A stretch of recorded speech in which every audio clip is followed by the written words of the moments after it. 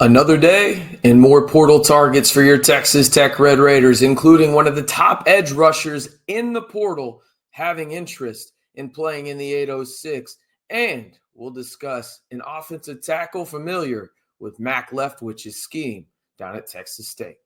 Hey, how's it going, everybody? It's RC Maxfield here for the Back to 12 podcast. And listen, it's another day and another video here on the YouTube channel for portal targets for your Texas Tech Red Raiders. If you want to stay in the know 100% free on everything Texas Tech football, whether it's on the gridiron or in the portal, all you got to do is 3 simple steps. Like the video, hit that subscribe button, and turn on that notification bell. All right, let's jump into this in terms of, we're going to start with the bang. Okay, we are going to start with one of the biggest names in this portal cycle. That is not a hyperbole. This is one of those guys that every team in the country wants on their roster. Okay, and Texas Tech is one of the 6 schools that this player mentioned in terms of he has interest in. Now, I'll be honest with you. I'm probably going to butcher his last name, but here we go. His name, Princewill Umanmielen from Nebraska, an edge, 6'5", 245, originally from Manor, Texas. Why does that, town in Texas sound familiar to you? The all-time leading rusher in Texas Tech program history also went to the same school in Manor High School in Taj Brooks. Now, the teams with interest that Princewill also has interest in is Ole Miss, Texas Tech, Auburn, Texas A&M, Florida State, and LSU. According to 247 Sports, he is the 3rd ranked player overall currently in this portal class. He has visits scheduled for Ole Miss on December 12th. So tomorrow, at the time you're hearing this, as well as the 13th, he's also scheduled to go to Texas A&M on the 13th and 14th. When I tell you that Princewill is legitimately one of them ones, go watch the film. The way that Nebraska utilized him, I thought was a coaching malpractice. I mean, it was absolute lunacy how they were using him in some ways. Now, there are some things that he needs to develop. I'm not saying he is a perfect home run, prospect, right? Like he's going to be a top 10 prospect in the NFL draft. I'm not saying that. Right now, anyway, he's nowhere near a finished product. And these stats aren't going to wow you, but I encourage you to go turn on the tape.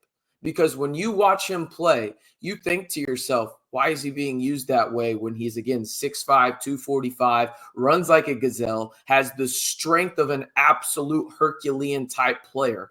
And Matt Rhule is using him in an interesting way.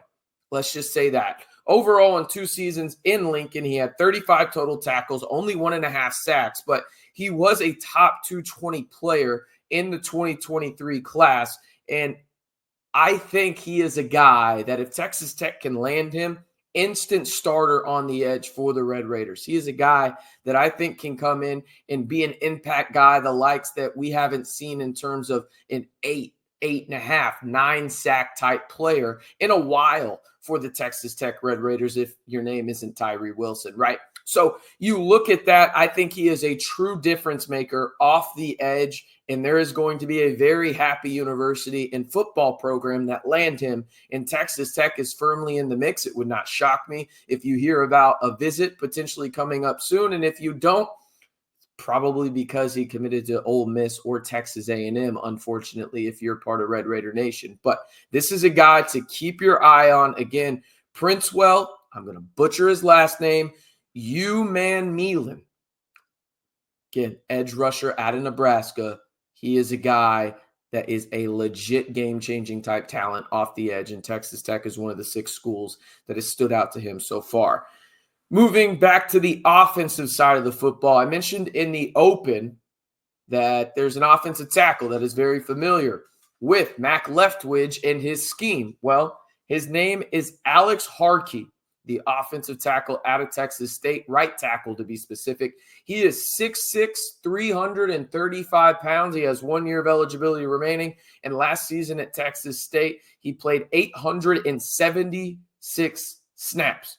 Obviously, the connection is there with Mac Leftwich. He knows the scheme, and I think that could be pivotal for the Red Raiders in terms of him obviously wanting to make a jump to the Power 4 level, play meaningful snaps. And we all know, if you're a part of Red Raider Nation, that Texas Tech needs some help on that offensive line. Like, it wasn't as bad as it was in 2023 and 2024, but in 2024, it still wasn't good by any stretch of the imagination. Again, you're talking about a 6'6", 335-pound right tackle that was a part of an offensive line at Texas State that nationally ranked was 6th in total offense, 11th in scoring offense, 16th in rushing offense, and 29th in passing offense. The total and scoring offense numbers led the Sun Belt. And I get it, what you're going to say. It's the Sun Belt, RC. This is a monumental jump. I get that. I'm right there with you. But this guy is 6'6", 335 and knows the system. That would make the jump a little less big, right? In terms of he's got the size.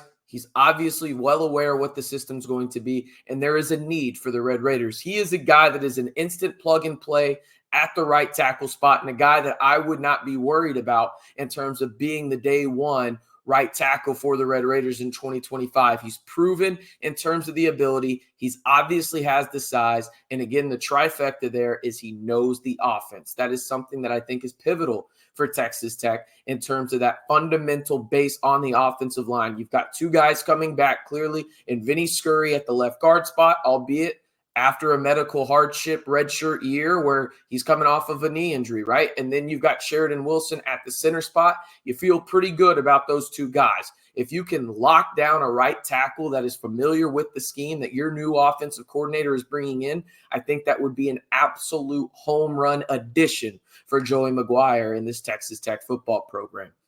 All right, the last guy we're going to talk about in today's video is one of the more fun players, I think, in the portal that doesn't get a lot of love. Like, if you can go watch him play in his film, you're going to like it. I'm a big proponent of tight end position being utilized. If you follow me on Twitter, which you should, at RCMB323, you know that I talk a lot about tight end utilization, right? And like getting them involved specifically in an RPO and play action heavy offense, which Texas Tech had.